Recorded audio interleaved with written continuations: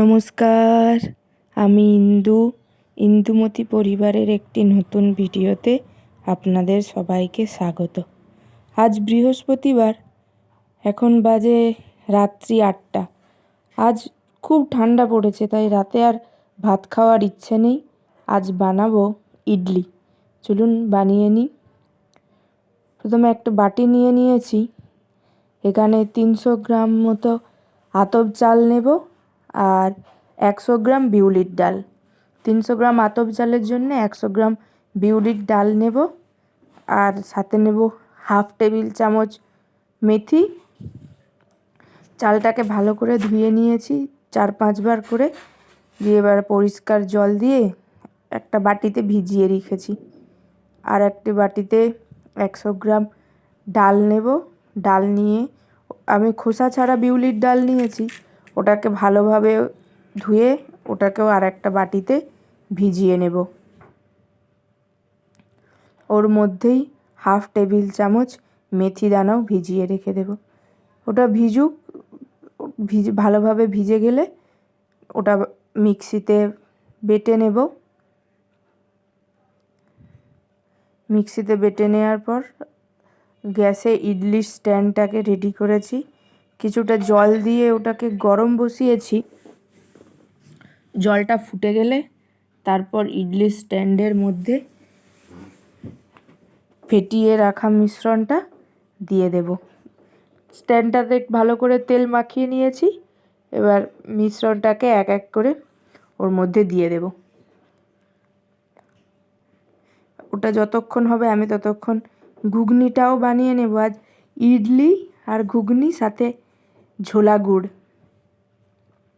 ঠান্ডাটা বেশ মারাত্মক পড়েছে, এতদিন কোনো ঠান্ডার দেখা ছিল না, এবারে ঠান্ডাটা এসে একটু দেখা দিচ্ছে। বেশ ভালোই লাগছে ঠান্ডাটা পড়তে। আসলে শীতকাল মানেই তো নানান রকম খাওয়ার দাওয়ার, খেতেও ভারী ভালো লাগে, যেটা গরমকালে কারোরই হয়ে ওঠে না। ইডলি স্ট্যান্ডটাতে জলটা দিয়ে দিয়েছি, জলটা ফুটে গেছে। এরপর ওই তেল মাখিয়ে রাখা স্ট্যান্ডটা এর মধ্যে দিয়ে দিয়েছি। এটার মধ্যে নুন দিয়ে ভালো করে ফেটিয়ে নেব। ফেটিয়ে নিয়ে এক হাতা করে ইডলি স্ট্যান্ডের মধ্যে দিয়ে দেব। এরকমভাবে দুটো স্ট্যান্ডেই এক হাতা করে দিয়ে দেব। ওটা 15 মিনিট মতো ফুটলে জলটা, তাতেই হয়ে যাবে সুন্দর। মাঝে একবার দেখে নেব যে ওর মধ্যে আর মিশ্রণটা নরম হয়ে আছে কিনা বা হয়ে গেছে কিনা পুরোটা, সেটা মাঝে মাঝে দেখে নেব। ভালোভাবে ফেটিয়ে নিচ্ছি। এবার ফেটানো হয়ে গেলে মিশ্রণটাকে এক চামচ করে স্ট্যান্ডের মধ্যে দিয়ে দেব।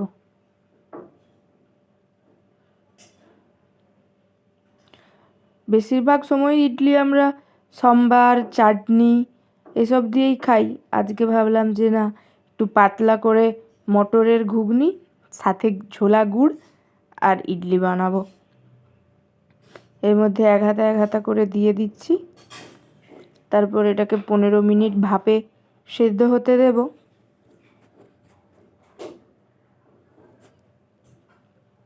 ওটা আস্তে আস্তে হোক, আমি ততক্ষণ একদিকে ঘুগনিটা করে নিই।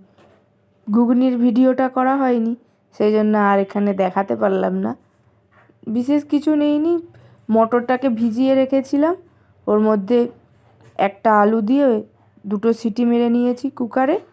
তারপর ওই যেমন বাড়িতে থাকা মশলা, অল্প পেঁয়াজ, টমেটো, রসুন, আদা দিয়ে একটু মিক্সিতে ঘুরিয়ে নিয়েছি। খুব বেশি বাটিনি, হালকা চপের মানে হালকা বেটেছি, যাতে খুব বেশি মশলা যদি বাটা হয়ে যায় ঘুগনিটা আবার ভারী হয়ে যায়। সেই জন্য বেশি মশলাটা বাটিনি, অল্প একটুখানি বেটে কড়াইতে তেল গরম হতে গোটা গরম মশলা দিয়ে মশলাগুলো দিয়ে ভালো করে কষিয়ে নিয়ে বাড়িতে থাকাই হলুদ গুঁড়ো, শুকনো লঙ্কা গুঁড়ো, জিরে গুঁড়ো দিয়ে দিয়েছি আর সামান্য নুন পরিমাণ মতো দিয়ে ভালো করে নাড়িয়ে নিয়েছি। দিয়ে ওটা মশলাটা কষানো হয়ে যাওয়ার পর আলু আর মটরটা সেদ্ধ করে রাখা মশলার মধ্যে দিয়ে দিয়েছি। ওটাকে ভালো করে কষিয়ে জল গরম করে রেখেছিলাম, ওই জলটাই ওর মধ্যে দিয়ে দিয়েছি। তাড়াতাড়ি হয়ে যাবে, শীতকাল তো, নাহলে ঠান্ডা জল দিলে অনেকক্ষণ সময় লাগে ফুটতে। এদিকে ইডলিটাও বসিয়ে দিয়েছি, তারও একটা স্ট্যান্ড বসিয়ে দিলাম। এর মধ্যেও সব ব্যাটার ভর্তি করে দেবো, দিয়ে ওপর থেকে ঢাকনাটা দিয়ে এটা হতে থাকুক। ঘুগনিটাও প্রায় হয়ে এসেছে, ঘুগনিটা ফুটে গেছে। ওপর থেকে একটু ধনেপাতা দিয়ে দেব, নুনটা দেখে নেব, একটু ঝালটা কম হয়েছে, অল্প আর একটু লঙ্কার গুঁড়ো দিয়ে দিয়েছি। ঘুগনিটাও হয়ে গেছে, আর এদিকে ইডলিও প্রায় হয়ে এসেছে। এই দেখুন কিভাবে ফুলেছে ইডলিটা, কিন্তু এত ধোঁয়ার জন্যে পরিষ্কার আমি দেখাতে পাচ্ছি না। এই দেখুন কি সুন্দর ফুলেছে, হয়ে গেছে। এবার একটা পাত্রে নিয়ে নিয়েছি সামান্য পরিমাণে ঝোলা গুড়। ঝোলা গুড় দিয়ে খেতে অসম্ভব সুন্দর হয়, আপনারাও খেয়ে দেখবেন, আশা করছি ভালো লাগবে। আমি খাবো গুড় দিয়ে, তাই একটা প্লেটে আমি আমার জন্য গুড় নিয়ে নিয়েছি, আর একটা প্লেটে এখানে ঘুগনি আর ইডলি দিয়ে দিয়েছি। ঘুগনিটাও সুন্দর হয়েছে, পাতলা, বেশি মোটা হয়ে গেলে ভালো লাগে না। তবে আরেকটা প্লেটে সাজিয়ে নিচ্ছি, এটা ঘুগনি দিয়ে সাজিয়ে দেবো। আপনারাও একদিন বানিয়ে খেতে পারেন, দুর্দান্ত হয়, এই শীতকালে অসম্ভব সুন্দর হয়। ভিডিওটি যদি ভালো লাগে একটা লাইক করে দেবেন।